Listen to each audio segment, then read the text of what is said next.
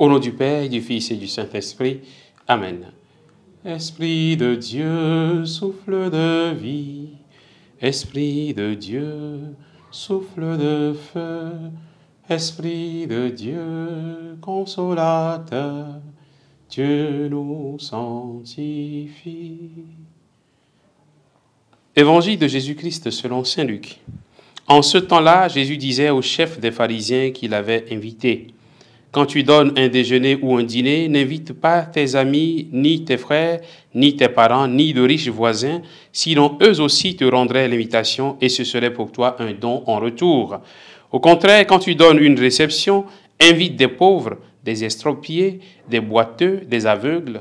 Heureux seras-tu parce qu'ils n'ont rien à te donner en retour. Cela te sera rendu à la résurrection des justes. Acclamons la parole de Dieu. Louange à toi, Seigneur Jésus.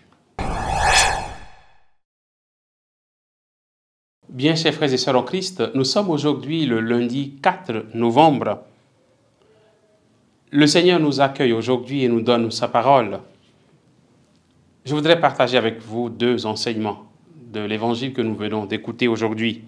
Jésus est invité chez un chef de pharisiens. Pourtant, nous voyons souvent les pharisiens critiquer Jésus et s'opposer à lui. Ils s'opposent à ses enseignements bien souvent. Jésus ne fait pas d'eux ses ennemis, même s'il sait bien qu'ils ne sont pas d'accord très souvent avec ses enseignements. Il accepte même leur invitation à manger.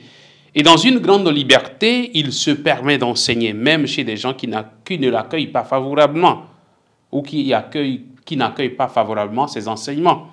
Jésus apprend à chacun de nous cette liberté intérieure qui pourra nous faire fréquenter même ceux qui ne partagent pas nos convictions religieuses et politiques ou qui ne vivent pas comme nous.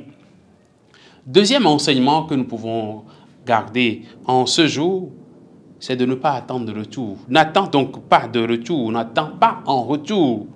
Invite des pauvres, cela te sera rendu à la résurrection des justes. Cet enseignement est bien difficile pour nous aujourd'hui. Nous voulons tellement paraître, nous voulons tellement nous faire voir, nous voulons tellement montrer aux yeux du monde le bien que nous faisons.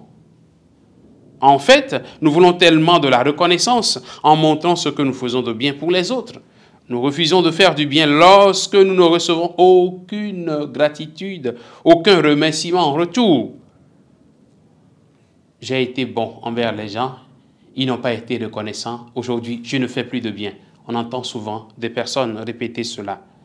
C'est bien de rappeler ici l'adage qui dit « le bien ne fait pas de bruit et le bruit ne fait pas de bien ». Faisons du bien de façon efficace et discrète, sans le montrer au grand jour. Donnons de la place dans notre cœur aux pauvres et aux gens simples. Pensons qu'il y a des gens qui sont dans le besoin beaucoup plus que nous. Et faisons le bien autour de nous, sans chercher à paraître. Que le Seigneur nous soutienne en ce jour, afin que notre cœur grandisse davantage dans le bien à offrir et à faire à nos frères et sœurs, lui qui est notre Dieu, au nom du Père et du Fils et du Saint-Esprit. Amen.